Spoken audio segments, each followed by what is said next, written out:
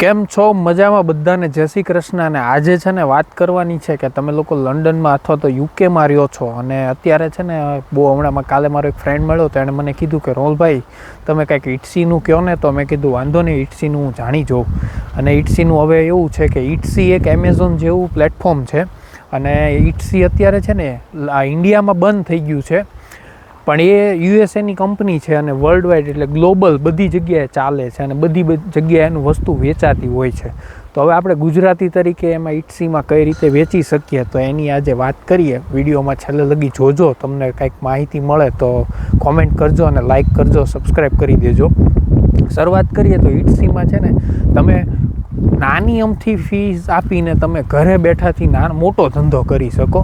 તો ઇટસીમાં છે ને તમારે ડોલરમાં વેચવાનું અને તમને સામે અહીંયા તમે લંડનમાં છો તો પાઉન્ડમાં પૈસા આવે. હવે એની ફીઝની વાત કરું ને તો કોઈ પણ વસ્તુ વેચે ને તો એ લોકો ખાલી 0.20p એટલે અહીંયાના 20 પેની થયા એટલી જ ફી લે છે. એ તમારી ખાલી લિસ્ટિંગ કરવાની જે છે ને સૌથી ઓછામાં ઓછી છે લિસ્ટિંગ ફી. યુનિવર્સિટીમાં બે કેટેગરીમાં વસ્તુ તમે વેચી શકો. એક તો ફિઝિકલી, એટલે ફિઝિકલીમાં છે ને તમારે એમાં બધી મેન્શન ડિટેલ નાખવી પડે. તમે ટાઇટલ નાખો, ફોટોગ્રાફી નાખો અને નીચે બધી ડિટેલ્સ નાખી દો કે શું છે આ વસ્તુ અને શું કઈ રીતે તમે આને ખરીદી શકો.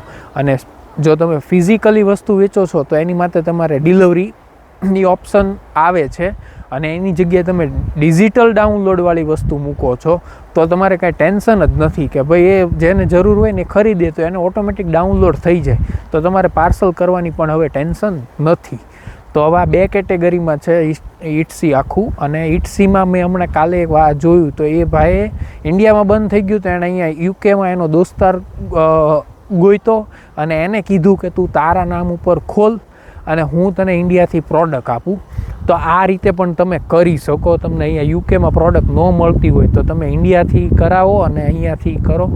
રિટર્ન આવવાના ચાન્સ બહુ ઓછા છે, પણ આમાં છે ને ટ્રાન્સફર ફી બહુ લાગે છે પેમેન્ટની. તો એ જ્યારે તમારે ડોલરમાં પૈસા આવી જાય અને પછીથી તમારા બેંકમાં જ્યારે ટ્રાન્સફર થાય ને ત્યારે તમને એમાં ફીસ લાગતી હોય છે. અને રિસ્પોન્સ પણ બહુ સારો છે.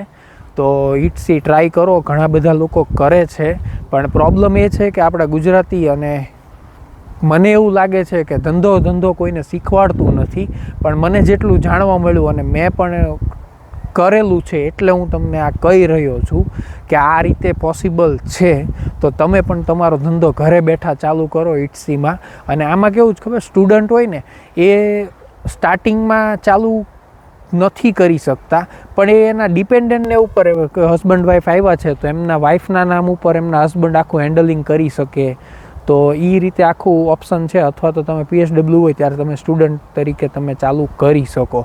આની માટે તમારે યુકેનું બેંક એકાઉન્ટ જરૂરી છે અને યુકેમાં તમે જે રહેતા હો ને એનું થોડુંક ડોક્યુમેન્ટ ઇટસીમાં માંગે છે. તમે ઇટસીમાં ગૂગલ ઉપર ઇટસી સેલર કરીને એકાઉન્ટ ખોલો, એમાં તમારે બધું બેઝિક જ તે ઇન્ફોર્મેશન માંગે છે. એમાં જે લોકો ઇન્ડિયામાં ઓનલાઈનનું કરતા ને એની માટે તો સાવ ઇઝી છે કે એ ફટાફટ બધું ભરી દેશે. અને અમુક વસ્તુ તમે અટવાવ તો તમે ગૂગલ બાબાને પૂછી શકો, એ તમને બધું બેઝિકથી સમજાવી દેશે. તો ઇટસી જો તમે ચાલુ કરી દો તો પછી તમારે સેલ્ફ એમ્પ્લોયમાં પણ રજિસ્ટર થવું જરૂરી છે. યુકેવીએમાં જઈને HMRCમાં તમે સેલ્ફ એમ્પ્લોયમાં રજિસ્ટર થાવ અને પછી તમે બેઝિક કામ કરી શકશો. અને પ્રોડક્ટની વાત કરું ને તો લોકો વેચવાવાળા આ જે ફૂલ દેખાય ને આ ફૂલને સૂકવીને પણ એમાં વેચે છે. તો વેચવાવાળા અત્યારે એને ફોરેનનું માર્કેટ એવું છે કે એ લોકો પાસે ટાઈમ નથી, એટલે એ લોકો મોસ્ટ ઓફલી બધી વસ્તુ છે ને ઓનલાઈન પ્રિફર કરે છે. તો તમે એમાં વેડિંગ કાર્ડ વેચી શકો છો. પછી ઇન્ડિયાની આપણી હેન્ડીક્રાફ્ટની વસ્તુનું માર્કેટ બહુ મોટું છે કે જે વસ્તુ ઇન્ડિયામાં 100-200ની મળે ને એને તમે યુએસએમાં કે વોટેવર જે જગ્યાએ તમે સેલિંગ કરવા માંગતા હો ને ત્યાં બહુ સારા પૈસા મળે છે.